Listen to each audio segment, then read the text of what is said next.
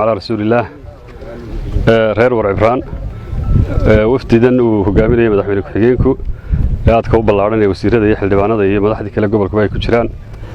sidaa noo soo dhaweyseen aad iyo aad baan idinka mahad celinaynaa runtii Soomaalidu waxay tahay war dhafoor buu ku yaalo diyaaradii weyneyd ee magaca la baxday warcibraan baynu dul taaganahay waana taas oo qallalan tahay taasa muujinaysa markaa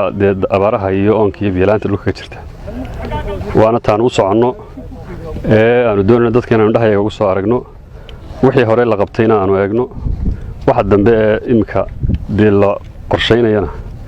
aanu qorshaha iyo sida ay baahidu tahay uga kala qayb gelino duruufaha aanu indhahayaga ugu soo eegno runtii sida la sheegay waa magaalo taariikhiya waa magaalo halgameed waa xaruntii qaybta koowaad la baxday waa deegaan ballaaran oo aad u qurux badan halkan afarta jahabaan waan uga lugeeyay dhinaca bariga ilaa goobka barqamaal waa uga lugeeyay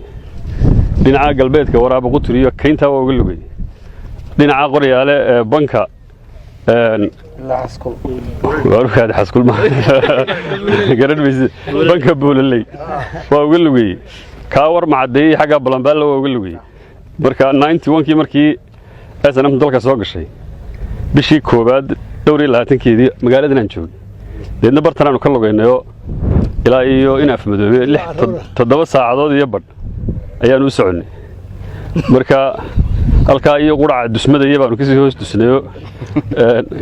in qoryaale markaanu tagnay waraqaasaanu ka dhacnay iyo halka dulmadoobe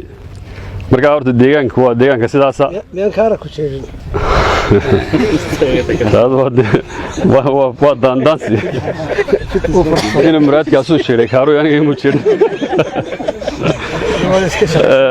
marka horta waa deegaanka sidaas runtii aad baan idinka macelina sida qiimaha la noo soo dhaweyseen waana dadka runtii bini'aadamka waxaa lagu gartaa dee waxa la tarana si gobonnimo leh oo wanaagsan bay u sheegaan wixii baahiyana si gobonnimo leh bay u sheegaan gudoomiyuhu wuxuu sheegay wixii la taray iyo wixii soo gaaray iyo duruufta dalka ka jirta wixii kale ana waxba lala hadhi maayo waa la idin soo gaarsiinaya insha Allah idinkii deegaamada ballaaran aan ku soconay ilaa Ceerigaabo ilaa wixii ka shisheeyay ilaa Sool ilaa Laascaanood salaam